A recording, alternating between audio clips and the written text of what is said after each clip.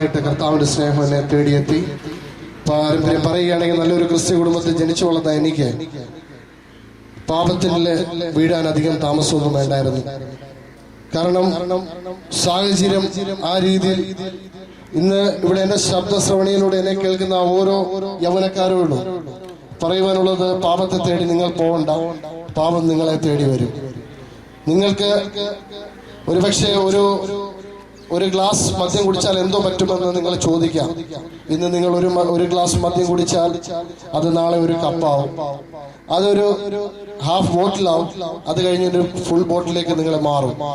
നിങ്ങളുടെ അധ്വാനത്തിന്റെ ഫലം ഷാപ്പ് മുതലാളികൾ വാരിക്കൂട്ടുവാൻ ഇടയായി തരും. നിങ്ങളുടെ ജീവിതത്തിൽ നിങ്ങൾ അധ്വാനിച്ച് പകലന്തിയോളം അധ്വാനിച്ച് മടങ്ങി വീട്ടിലേക്ക് വരേണ്ട നന്മ മറ്റുള്ള ആളുകൾ, അല്ലെ ഷാപ്പിന്റെ മുതലാളിയുടെ മകൻ, അവൻ ലോകത്തിന്റെ ലോഭത്തിൽ അവൻ നടക്കുമ്പോൾ നിങ്ങളുടെ മക്കൾ ഒരു നേരത്തെ ആഹാരത്തിന് വേണ്ടി കരഞ്ഞ് മറ്റുള്ളവരുടെ മുമ്പിൽ കൈനീട്ട അവസ്ഥ ഇന്ന് നമ്മൾ കാണുന്നത് നമ്മുടെ നാട്ടിലാണ്, മറ്റൊന്നുമല്ല.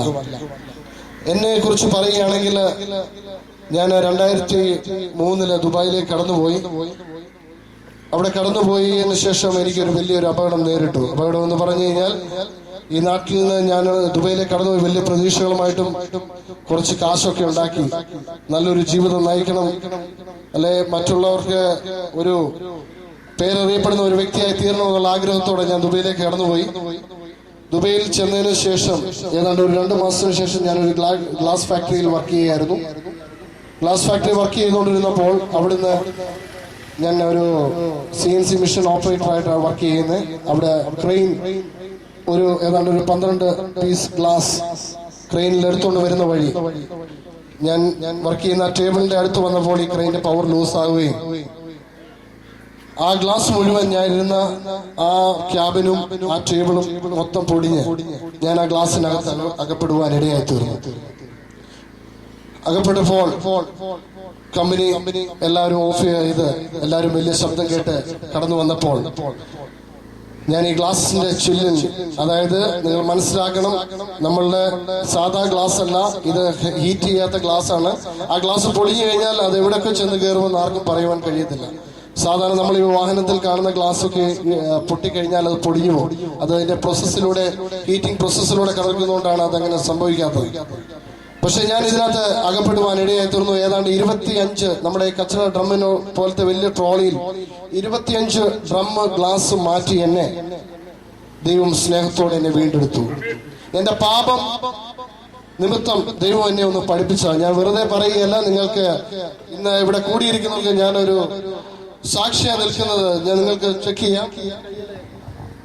എന്റെ കൈയുടെ ഈ ഭാഗം മേൽ മുതൽ താഴെ വരെ ഏതാണ്ട് 145 സ്റ്റിച്ചോളം എന്റെ കൈക്ക് ഉണ്ടാകുവാൻ ഇടയായി തീർന്നു. ഞാൻ ഓർത്തു, ഇതോടെ ഞാൻ തകർന്നു, ഇതോടെ ഞാൻ തീർന്നു, ഇനി എനിക്ക് ജീവിതമില്ല എന്ന് ഞാൻ പ്രതീക്ഷിച്ചു. അവിടുന്ന് പെട്ടെന്ന് ദുബായിൽ നിന്ന് പോലീസും അവരുടെ ആംബുലൻസും കടന്നു വന്ന് എന്നെ ഹോസ്പിറ്റലിലേക്ക് കൊണ്ടുപോകാൻ ഇടയായി തീർന്നു.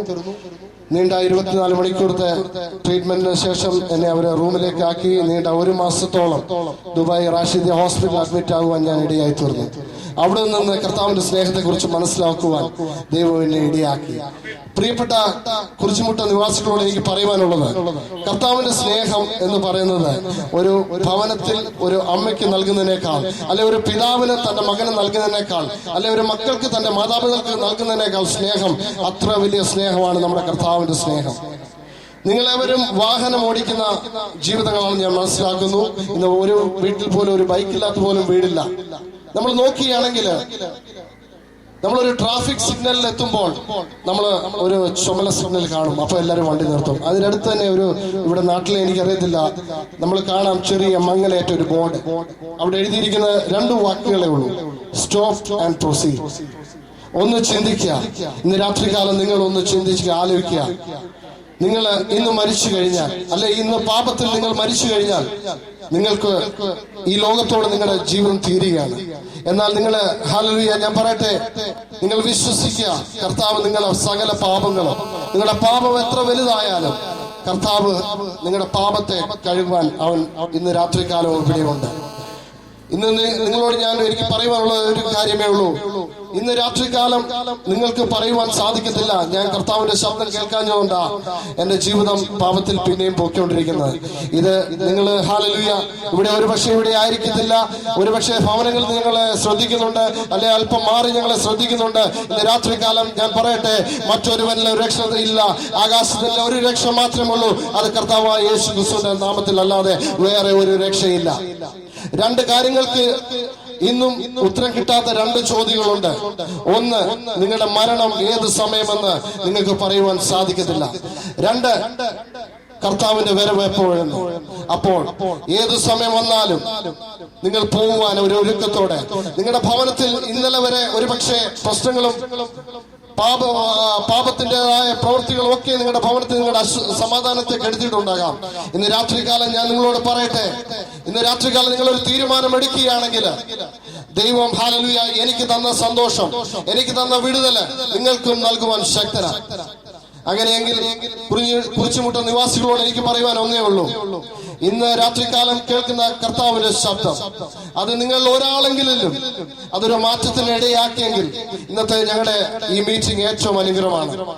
കർത്താവ് നിങ്ങൾ ആരെങ്കിലും പ്രേരിപ്പിക്കും. ഇന്ന് രാത്രികാലം ഞാൻ പറയട്ടെ, നിങ്ങളുടെ പാപത്തെ ഉപേക്ഷിച്ച് കർത്താവിന് വേണ്ടി നിങ്ങളുടെ ജീവിതത്തെ സമർപ്പിക്കാം. ഇത്രയും പറഞ്ഞുകൊണ്ട് ഞാൻ എന്റെ അനുഭവ സംതൃപ്തി വിരമിക്കുന്നു.